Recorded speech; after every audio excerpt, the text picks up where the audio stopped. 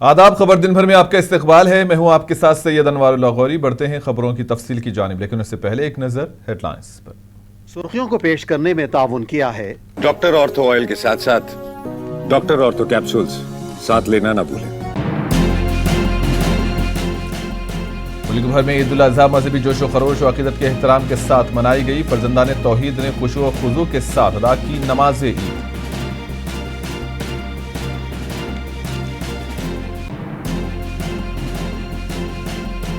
सदर जमहूरिया, नायब सदर जमहूरिया और वजीर आजम मोदी ने ईद उल अजहा की दी मुबारकबाद। कहा, यह त्यौहार हमें इंसानियत की खिदमत का देता है पैगाम।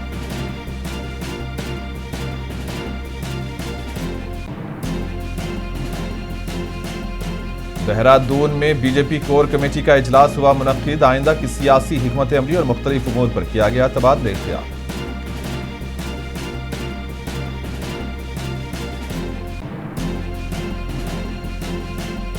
बीजेपी ने 4 रियासतों में रियासती सुदूर को किया तब्दील। हर्ष मल्होत्रा को बनाया दिल्ली का सदर।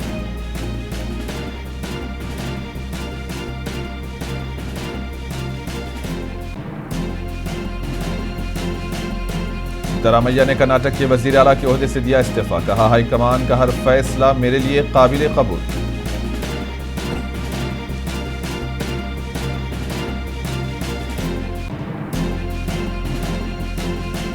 ऑस्ट्रेलियाई वजीर आजम ने हिंदुस्तान की इक्तिसादी तरक्की की सत्ताइश। कहा, वजीर आजम मोदी की दोबारा मेजबानी के हैं मुंतज़िर।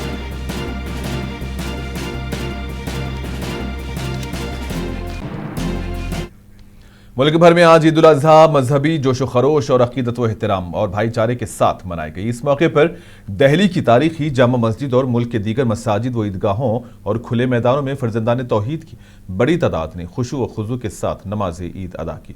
नमाज ईद के बाद मुल्क व कौम की सलामती, अमन और खुशहाली के लिए खुसूसी दुआएं मांगी गई। इस मौके पर सिक्योरिटी के सख्त इंतजाम किए गए थे।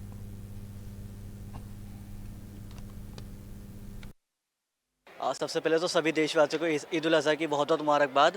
और इसके साथ मैं सबको बधाइयाँ देना चाहता हूँ कि आज ये पर्व जो हम मना रहे हैं हर्षोल्लास के साथ मना रहे हैं, और ये कुर्बानी का पर्व है।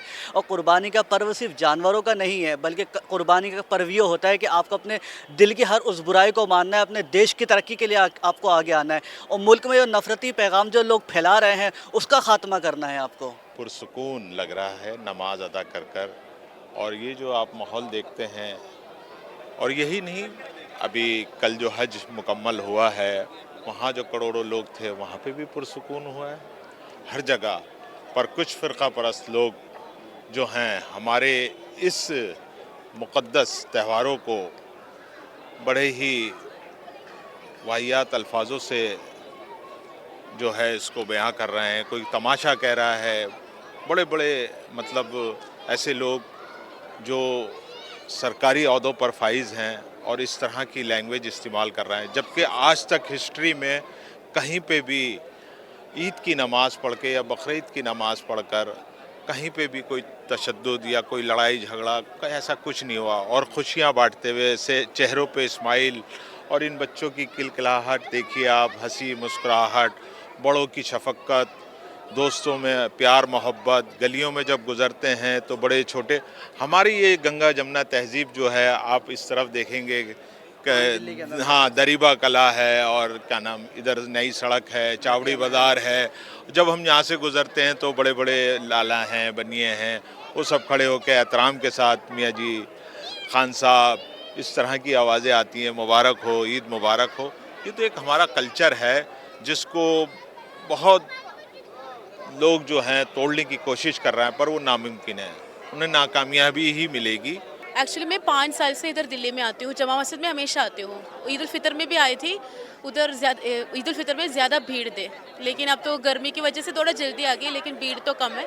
ईद मुबारक, ईद मुबारक। सबसे पहले तो सभी देशवासियों को ईद उल अज़हा सदर जमहूरिया द्रौपदी मुर्मू, नायब सदर जमहूरिया सीपी राधाकृष्णन और वजीर आजम नरेंद्र मोदी ने ईद उल अजहा की मुल्क की आवाम को मुबारकबाद पेश की है। सदर जमहूरिया द्रौपदी मुर्मू ने ईद उल अजहा को ईसार, कुर्बानी और सुपुर्दगी की अलामत करार देते हुए कहा कि यह त्यौहार हमें इंसानियत की खिदमत का पैगाम देता है।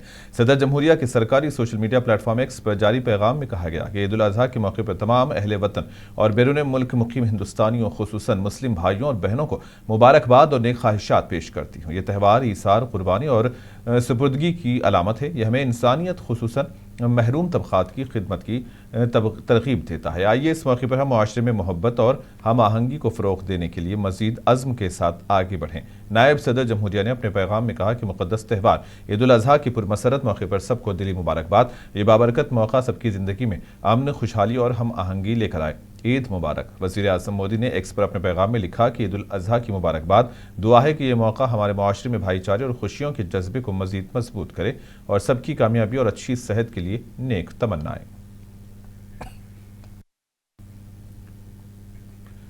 मुल्क भर में आज ईद उल अज़हा मजहबी जोश व खरोश, अकीदत व एहतराम और भाईचारे के साथ मनाई गई। इस मौके पर कांग्रेस सदर मल्लिकार्जुन खड़गे, कांग्रेस लीडर राहुल गांधी और प्रियंका गांधी ने अहले वतन को ईद उल अज़हा की मुबारकबाद दी। राहुल गांधी ने सोशल मीडिया के जरिए कहा कि यह त्यौहार सबकी जिंदगी में खुशियां, अपनाइयत और खानदान के साथ गर्मजोशी लेकर आए। इन्होंने अपने पैगाम में कहा कि आपको और आपके खानदान को खुशियों से भरी ईद उल अज़हा की मुबारकबाद। वहीं कांग्रेस की MP प्रियंका गांधी ने भी ईद उल अज़हा की मुबारकबाद देते हुए कहा कि यह मुकद्दस मौका हर घर में अमन, मोहब्बत और खुशहाली लेकर आए। इन्होंने लोगों के सुख, दुआओं और भाईचारे के जज्बे की ख्वाहिश की।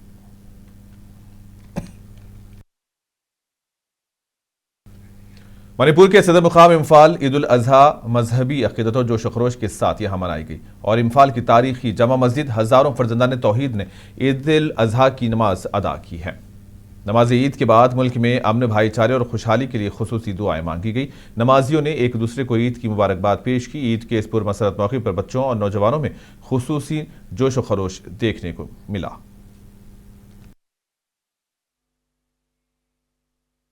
Although we have different community, but we belong to single father and mother. Our bloods are same. Our bloods are red. So maybe in a family, sometimes we have some disagreement, sometimes we have some disagreement, anger among the brothers and sisters, even among the father and sons also. But this anger should not go longer. Within 1 hour or within 1 day or 2 days, all this anger disappear and goes, and they eat together, they live peacefully, and that they share everything in a family. Like that, Manipur is also like a family. Although some people are living in on hill, some people are living in valley, but we are the son of one father and mother. That's why we request all the citizens, all the communities to maintain peace, love, harmony, and we should, if we live with love, affection, harmony, like brother and sister, we will get development advance in Manipur also. Dehradun के BJP headquarter में BJP core committee का इजलास मुनक्किद हुआ। इजलास की सदारत BJP के कौमी सदर नितिन नबीन ने की। इजलास में तंजीमी उमूर, आइंदा की सियासी हिकमत अमली और रियासती सतह के मुख्तलिफ उमूर पर तबादला ख्याल हुआ। मीटिंग में पार्टी के सीनियर लीडरों ने शिरकत की।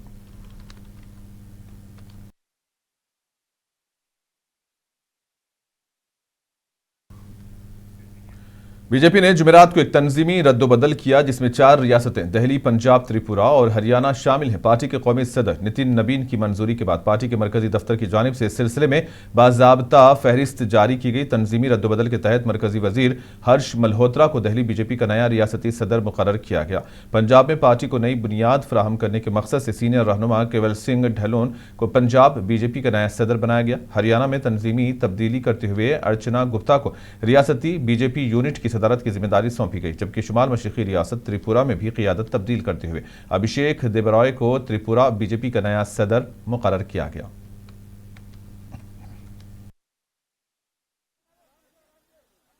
উদ্দেশ্য একটাই বার্তা যে আমাদের যে পার্টির আইডিওলজি, পার্টির যে নীতি নির্দেশিকা, সেগুলোর নিচে পর্যন্ত নিয়ে যাওয়া, আরো বেশি বেশি করে অ্যাক্টিভিস্ট তৈরি করা যারা পার্টির জন্য কথা বলবে, পার্টির জন্য কাজ করবে এবং পার্টিকে লম্বা রাখবে। এবং ভারতীয় জনতা পার্টির কার্যকর্তারা বিশেষ করে পৃষ্ঠা প্রমুখ এবং বুথ, এটা সবচেয়ে ইম্পর্টেন্ট জায়গা এবং এই জায়গাটাতেই আমাদের প্রায়োরিটি থাকবে। At present I am not Siddaramaiah ने कर्नाटक के वजीर आला के ओहदे से इस्तीफा दे दिया है। सिद्धारामैया ने लोक भवन में गवर्नर के स्पेशल सेक्रेटरी को अपना इस्तीफा सौंप दिया। स्पेशल सेक्रेटरी प्रभु शंकर ने गवर्नर थावर चंद गहलोत की गैर मौजूदगी में इस्तीफा वसूल किया।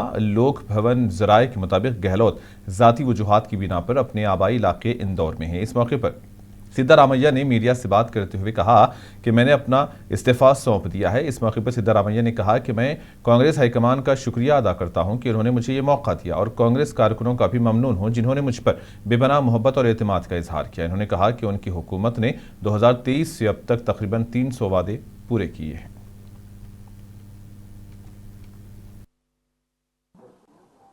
ನಾನು ಮುಖ್ಯಮಂತ್ರಿ ಸ್ಥಾನಕ್ಕೆ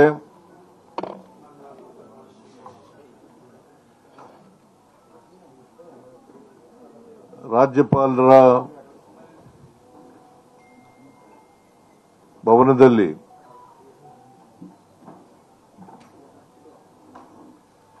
ರಾಜೀನಾಮೆಯನ್ನು ಸಲ್ಲಿಸಿದ್ದೇನೆ।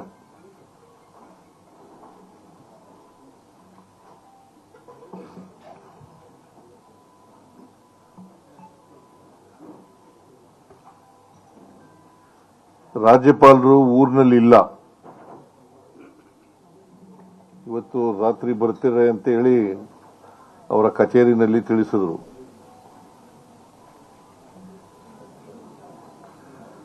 ಆದ್ದರಿಂದ ರಾಜೀನಾಮೆ ಪತ್ರವನ್ನ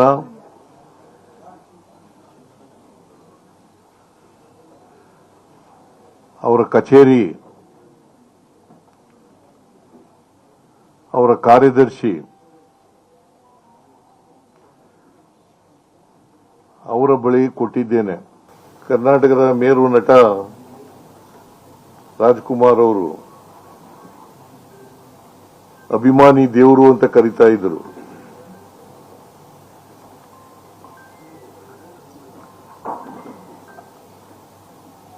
ನಾನು ರಾಜಕಾರಣಿ,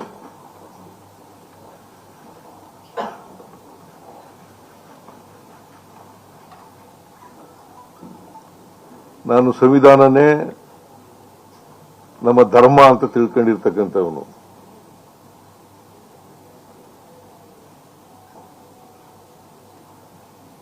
ಮತದಾರರೇ ನಮ್ಮ ಅಭಿಮಾನಿ ದೇವರು।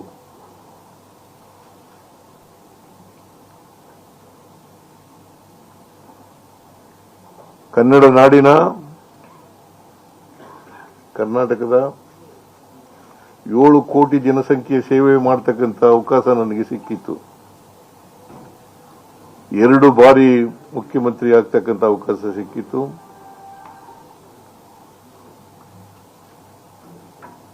ಎರಡು ಬಾರಿ ವಿರೋಧ ಪಕ್ಷದ ನಾಯಕನಾಗ್ತಕ್ಕಂಥ ಅವಕಾಶ ಸಿಕ್ಕಿತ್ತು।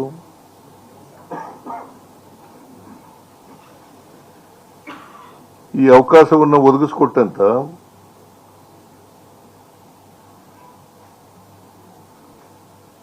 ಸೋನಿಯಾ ಗಾಂಧಿ ಅವರಿಗೆ,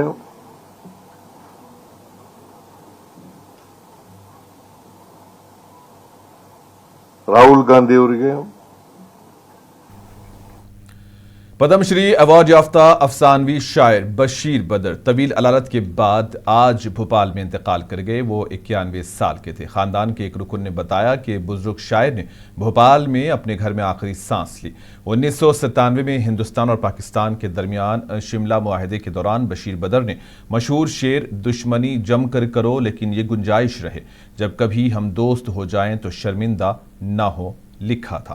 उनके दीगर मशहूर अशार में कुछ तो मजबूरियां रही होंगी, यूं ही कोई बेवफा नहीं होता, उजाले अपनी यादों के हमारे साथ रहने दो, न जाने किस गली में जिंदगी की शाम हो जाए शामिल हैं। मारूफ गीत निगार जावेद अख्तर ने बशीर बदर के इंतकाल पर दुख का इजहार किया।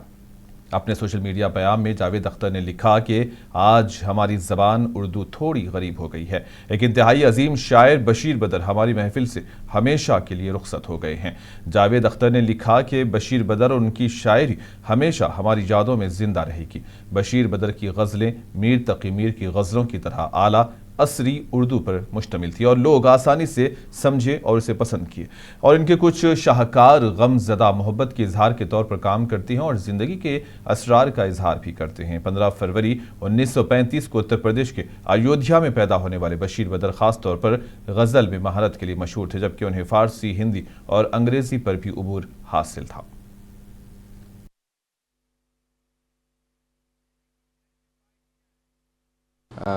बशीर बदर साहब का इंतकाल आज 12:15 साढ़े 12 के करीब हुआ। मेरे लिए बयान करना बहुत मुश्किल है कि बशीर साहब का असर दूसरों पे किस हद तक रहा, मुझ पे जो रहा वो मैं सिर्फ उसका बयान कर सकता हूँ। और जैसे उनका मशहूर शेर था कि उजाले अपनी यादों के हमारे साथ रहने दो, न जाने किस गली में ज़िंदगी की शाम हो जाए। तो ये वो दिन है जब अब वो हमारे साथ नहीं है और आप सबसे दुआओं की गुजारिश है। तो पद्मश्री अवार्ड याफ्ता अफसानवी शायर बशीर बदर के इंतकाल पर कांग्रेस के एमपी इमरान प्रताप गढ़ी ने अपने गहरे दुख का इजहार किया। इन्होंने कहा कि वो उर्दू के सबसे बड़े शायर थे। मेरी उनके साथ बहुत सी ज़ाती यादें वाबस्ता हैं। इमरान प्रताप गढ़ी ने उनके इंतकाल को उर्दू अदब के लिए बहुत बड़ा नुकसान करार दिया। मेरी तो बहुत सारी व्यक्तिगत यादें उनसे जुड़ी हैं और उनका जाना उर्दू अदब का, शायरी की दुनिया का बहुत बड़ा नुकसान है जिसकी भरपाई मुमकिन नहीं है। मुझे याद है 2002-03 में एक मुशायरे में जब पहली बार मैंने उनको सामने जमीन में बैठ के सुना था, लोग टूट जाते हैं एक घर बनाने में, तुम तरस नहीं खाते बस्तियां जलाने में। एक ऐसा शायर जो मुझे लगता है पूरी दुनिया में जहां भी उर्दू बोली जाती है वहां बशीर बद्र साहब हिंदुस्तान का परचम लेकर के, मोहब्बत का परचम लेकर के गए और नाम रोशन किया देश का।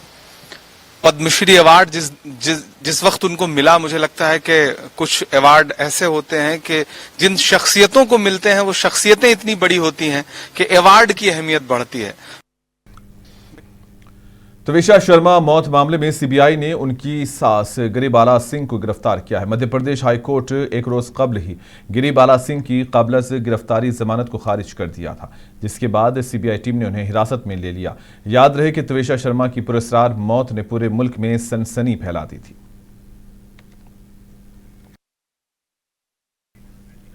पंजाब के शहर अमृतसर रामबाग इलाके में एक बांस और लकड़ी की सीढ़ियां बनाने वाली वर्कशॉप में अचानक खौफनाक आग लगी। आग ने देखते ही देखते पूरे वर्कशॉप को अपनी लपेट में ले लिया, जिसके बाद इस इलाके में अफरा तफरी मची। यानी शाहिदीन के मुताबिक आग इतनी शदीद थी कि धुएं के बादल दूर दूर तक दिखाई दे रहे थे। इत्तला मिलते ही फायर ब्रिगेड की कई गाड़ियां मौके पर पहुंची और आग पर काबू पाने की कोशिश जारी है। आम आदमी पार्टी के एमएलए अजय गुप्ता मौके पर पहुंचे और सूरत हाल का जायजा लिया।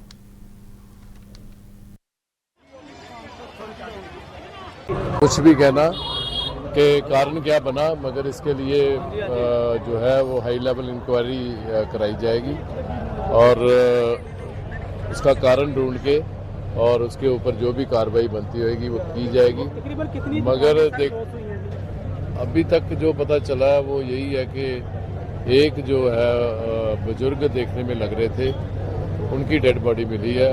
लगता है कि जब आग एकदम से भड़की, क्योंकि ये बांसों वाला बाजार है, यहाँ पे लकड़ थी जो सूखी लकड़ थी और वो फ्यूल बन गई और जैसे ही आग लगी लकड़ ने आग पकड़ी और एक बहुत भयानक रूप उसने ले लिया। मगर फिर भी फायर ब्रिगेड, पीएसपीसीएल और पुलिस डिपार्टमेंट की मुस्तैदी से और हम लोगों की हमारी सारी टीम ने पूरी मुस्तैदी से यहाँ खड़े होकर काम किया, तो काफ़ी हद तक हमने कंट्रोल भी।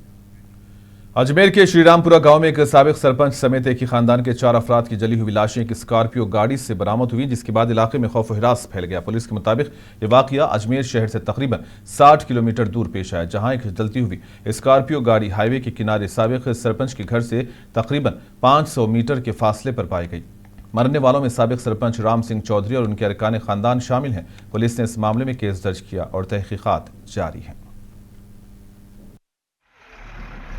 बोराड़ा थाना क्षेत्र के श्रीरामपुरा गांव में आज सुबह अर्ली मॉर्निंग की जो घटना थी कि 4 व्यक्ति मृत अवस्था में राम सिंह चौधरी, उनकी माता उसी देवी, उनकी दूसरी पत्नी सुरज्ञान और उनके कज़न जो है बुआ की बेटी महिमा, चारों की डेड बॉडी घर से करीब 500 मीटर दूर मेन रोड पे जली हुई कार के अंदर बॉडी जली हुई मिली थी। इसके बाद गैंता से अलग अलग टीमों द्वारा मौके पे पहुंच करके गठन किया गया। हर एंगल से एफएसएल टीम के द्वारा भी एमओबी टीम के द्वारा साक्ष्य जुटाए गए और गहन अनुसंधान और जांच के बाद ये बात सामने आई है कि जो प्रथम पत्नी थी सुनीता, उससे काफ़ी लंबे समय से विवाद चल रहती घर पे ही थी। तो कल भी देर शाम काफ़ी लंबा विवाद चला। ऑस्ट्रेलिया के वज़ीर आज़म एंथोनी अल्बानी ने कहा कि वो जल्द ही वज़ीर आज़म नरेंद्र मोदी की दोबारा मेज़बानी के मुंतज़िर हैं, जबकि हिंदुस्तान की बढ़ती हुई इक़्तिसादी अहमियत को बहरुल काहिल के खित्ते के लिए एक गैर मामूली मौके के तौर पर बयान किया है। कैमरा में पार्लियामेंट से खिताब करते हुए अल्बानी ने कहा कि हिंदुस्तान जो पहले ही दुनिया की सबसे बड़ी आबादी वाला है, इस दहाई में तीसरी बड़ी मईशत बनने के लिए तैयार है और ये हमारे खित्ते में हमारे लिए एक गैर मामूली मौका है। हम एक बहरुल काहिल कौम हैं, लेकिन हम बहर हिंद की कौम में भी हैं। इन्होंने कहा कि इक़्तिसादी ताउन और तिजारती मुआहदे जिस पर 2022 में दस्तखत हुए थे, दोनों ममालिक के दरमियान तिजारती ताल्लुकात को बढ़ाया है। India, of course, has the largest population in the world, but it will also grow to be the 3rd largest economy in the world over this decade. That is an extraordinary opportunity for us in our region. We are a Pacific nation, but we are also an Indian Ocean nation as well. And our trading relationship has been enhanced by the Economic Cooperation and Trade Agreement, and we're further drawn together through culture, education, and of course the international language of cricket. अमेरिकी फौज ने Iran के खिलाफ इस हफ्ते अपना दूसरा दिफाई हमला किया, जब हुक्काम ने कहा कि इन्होंने ईरानी फौज की जारहाना सरगर्मी देखी। अमेरिका के मुताबिक अमेरिकी फौजी दस्तों ने 4 ईरानी ड्रोन मार गिराए हैं और एक अड्डे को निशाना बनाया, जो 5 ड्रोन इस बात का तयन करने के बाद कि वो आबनाए हुर्मुस के लिए खतरा है।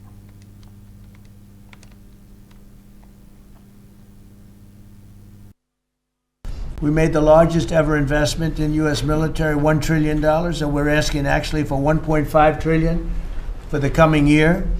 And we have the strongest military anywhere in the world, as you know. You saw what we did with Venezuela. That worked out very quickly, and we're doing really equally as well with, but again, people don't want to write about it, with Iran. Iran is very much intent. They want very much to make a deal. So far, they haven't gotten there. We're not satisfied with it, but we will be. We will be either that or we'll have to just finish the job. But their Navy is gone, as I've said 1,000 times. Their Navy is gone. Their Air Force is gone. Everything's gone, and they're negotiating on fumes. और इसी के साथ ही खबरों का सिलसिला यहीं पर इख्तिताम पजीर होता है। दीजिए इजाजत। आदाब।